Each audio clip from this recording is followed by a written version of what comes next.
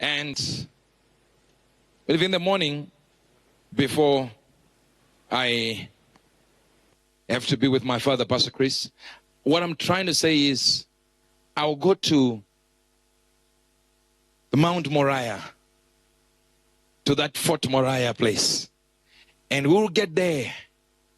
And I will talk to God about Ghana. So hear me well. So that when I come from there, I'm going to tell you directly with no if, buts, or 98% or 99%. It will be 100. In that moment, you don't need to pray. Even if you pray, you can't change what I will say.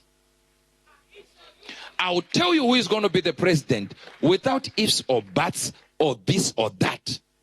You can cut what you like out of context. It doesn't fly. I'm beyond that level of stupidity. I've been doing this for years. I'll tell you and even say again, this one I'll say 300 million%. And it will be exactly the same way I say it. It will never change. You listen, I can miss lunch, I can miss breakfast, I can miss dinner, I can't miss prophecy.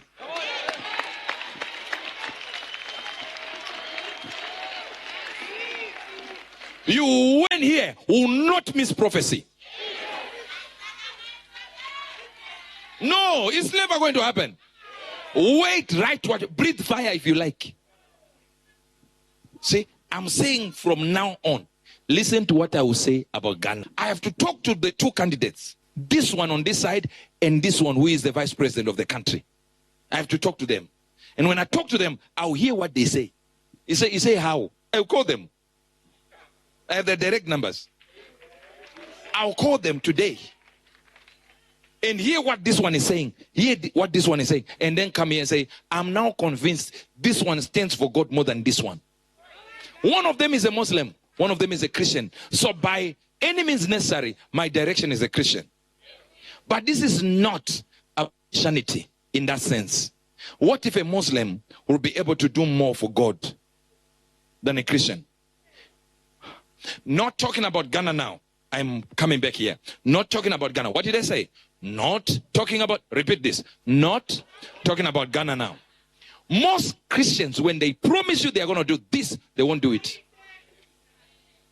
You put Christians in power, they don't make up for what was lost when they were not in power. They will not respect Christianity. Look at what we did with Obama. Waste of time. That was the beginning of the fall of America under Obama. But guess why we did it? Skin. And this is why I don't like this thing of calling mixed race people black. Who told you this? 23 chromosomes. 23 chromosomes. Why is this one black? Obama was white.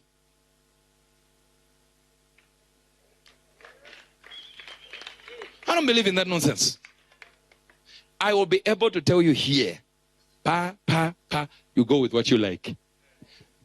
Was it not last week? I stayed today. I said, when you see him, when he wins, you will start saying. And people didn't even know what was I saying. What date is it? 10 November. This is the day I'm saying, measure what I say from now. We'll give you a backdrop, a background when the prophet comes. We'll give you a backdrop of all we said, but that's neither here nor there. Because I needed him to call in 10 days. We then got a call after a few days, after days after, in fact, weeks after. And there were discussions there, there were conversations there on what God will do through him. But you see, what about him who is a Muslim? Why are we just ignoring the Muslim guy? Because he's a Muslim? No. Let's hear what he is doing for Christians. If a Muslim is going to come here and give freedom to the church, and a Christian comes here and binds the church, I'll go with the Muslim.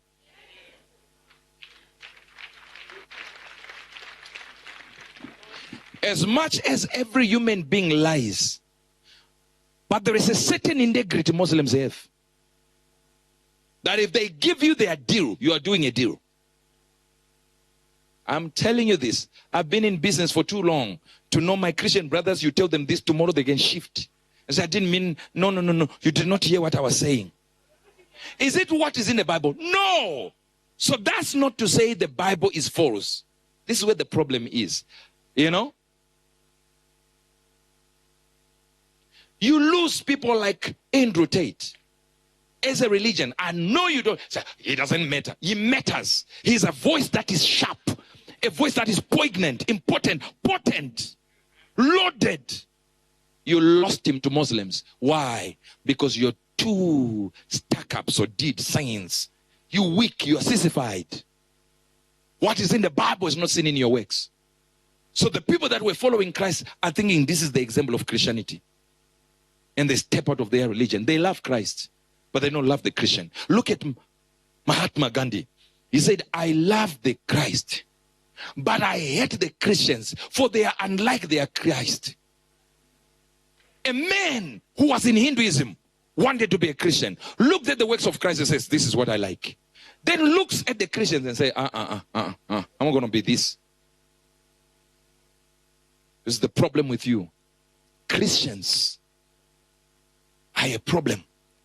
In Christianity, hear this, Christ forgives. Christians don't.